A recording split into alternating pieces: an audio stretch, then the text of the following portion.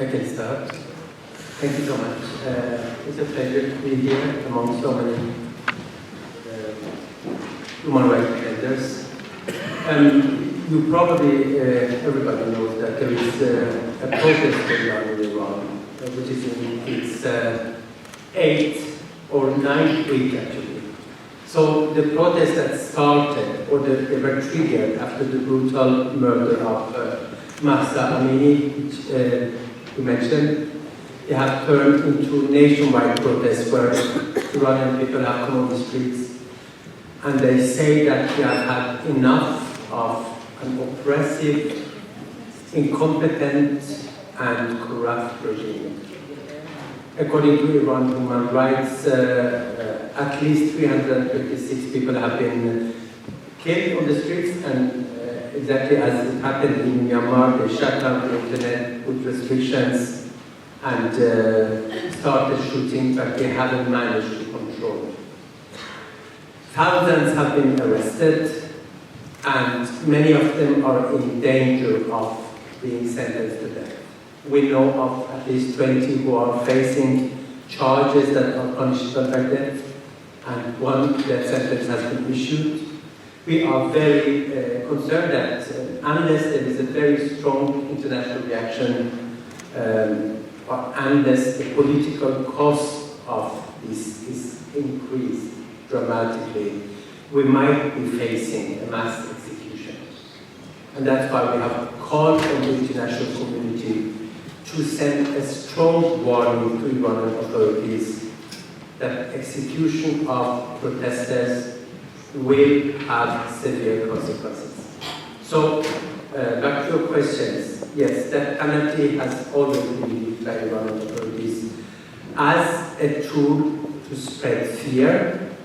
In the 80s, people who were keeping a leaflet or selling a newspaper belonging to opposition group could be executed. A cousin of mine was executed, 19-year-old, in 1980. The reason why the Iranian authorities can't do it now is not because they have changed their opinion, because exact same people are there. Iran's president today, he was member of the Death Commission in 1988, executing several thousand people. So the reason why they can't do it is because it has a very high political cost. So even Iranian authorities, they care about political cost. If the cost is too high, they will not do it, and that's why we are asking international community to react. But, so how do they use the death penalty now against opponents? Since we don't have an independent judiciary, basically judiciary is part of the oppressive system, they can arrest anyone, charge him or her to any charges, and sentence to death. So you will probably hear that protesters who are going to be sentenced to death, they have been committing crimes like killing someone or putting on fire, and there is no due process, there are no fair trials, access to lawyer, and this is, I would say, Iranian authorities can't put someone on trial and execute him because he's an activist, but they will force confessions, they will use the judicial system to justify the execution. I think that I will just add one more thing. The reason why we have this protest is that the barrier of fear that Iranian authorities have been building for so many years is falling apart. This barrier of fear is built partly by death penalty. So death penalty is the most important instrument, I think, for many dictators, because dictators that, who do not have popular support, they need to use fear in order to appear more powerful and make people feel more powerless. So So when you have a government that is able to take life, then they appear very powerful. So before the protests, we have seen that, as you said, in many years Iran has had highest number of executions after China. Most people who are executed, they are not executed for political charges. They are executed for drug-related charges or homicide, but the aim is still political repression. So we have done research showing that timing of executions are closely related to political events. When authorities fear protests or expect protests, the number of executions increase. And this is what we have seen since May, because the protests we see now, it started gradually in May. And since then, we have had more than 2 to 3 executions every day until this protest started.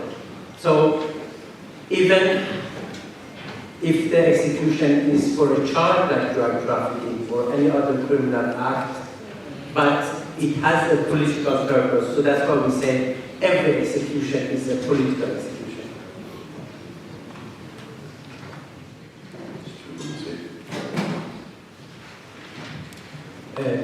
Yes, well, I say that Iranian regime is an oppressive regime like the other regimes. And I think in all oppressive regimes, minorities are even more oppressed. So in Iran, when we look at the ethnic minorities like Kurds, Baluchis, Arabs, we see that the lawlessness that we see in the Iranian judiciary is even more in the ethnic regions. The death penalty statistics is the same. So far in Iran, in 2022, 475 people have been executed according to Iran human rights. More than 1/3 of them are Baluchi citizens, which actually they constitute about 2 to 5% of the population. Kurds are also grossly overrepresented in the executions, and also in the current protests. 1/3 of all those who have been killed are killed in Balochistan, and after that in Kurdish regions. So the suppression is much harder in ethnic regions, but at the same time we also see that the resistance is also stronger. And I think what we see in Iran now is the beginning of a big revolution.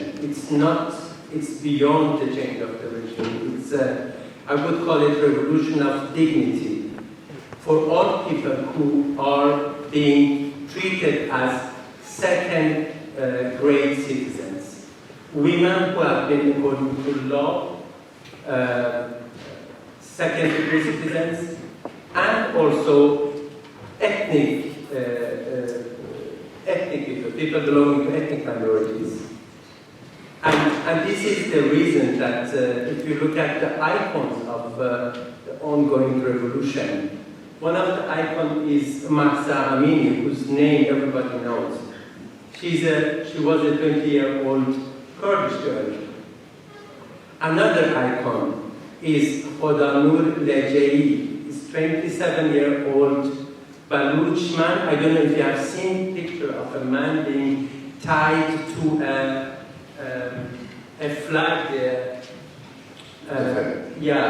And he was arrested several months ago. He was beaten. They didn't give him water, and they tied him to a flag just to humiliate him.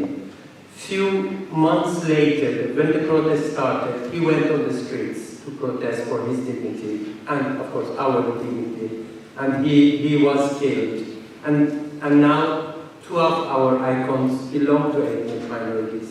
So I think we are going the right way from people's side, but from the authorities' side, it has always been like this. And I think the reason why the ethnic minorities are overrepresented in the statistics for the executions that they have been the low-cost victims of the death penalty politics. They have been also marginalized, they haven't received attention that maybe an activist in a central city in Tehran would have received, and also international reactions. So the political cost has been lowered to give death sentence to ethnic minorities.